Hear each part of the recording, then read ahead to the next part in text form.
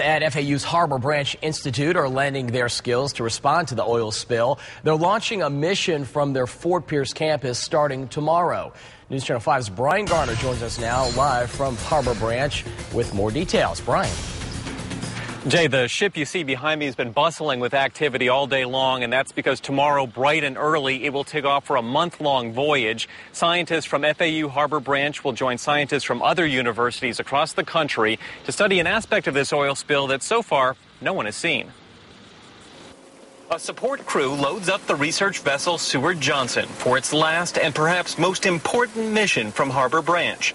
Its team of 40 scientists and researchers will round the Florida Peninsula and head into the Gulf of Mexico to study the environmental effects of the Deepwater Horizon oil spill. One of the unique things about this cruise is that we're going to be the first to actually go underwater and see ourselves what's going on the bottom. The ship is a kind of floating laboratory where scientists can examine water samples they take along their voyage. On board, they have the Johnson Sea-Link submersible, capable of diving 3,000 feet, helping scientists study the oil's effects on coral reefs and bottom-dwelling species. Really focusing on the baseline studies, the health of these ecosystems, hopefully before they're impacted by the oil and by the dispersants. The research they return with could also be used to determine BP's liability, the damage done to the deepest levels of the ocean. They say fisheries, especially grouper and snapper, are most in jeopardy, as well as coral reefs, which could be destroyed by the oil. So you can come up with dollar amounts, and typically, I'll tell you, the dollar amounts are something on the order of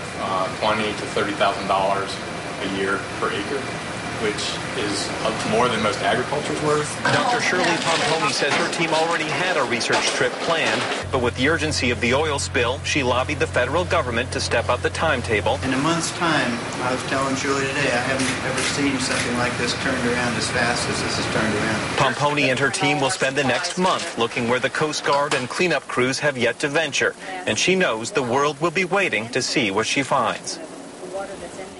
So a lot is riding on this research in the Gulf, and for many of the scientists on this mission, it will be a bittersweet one. It'll be their last one on this vessel, the RV Seward Johnson.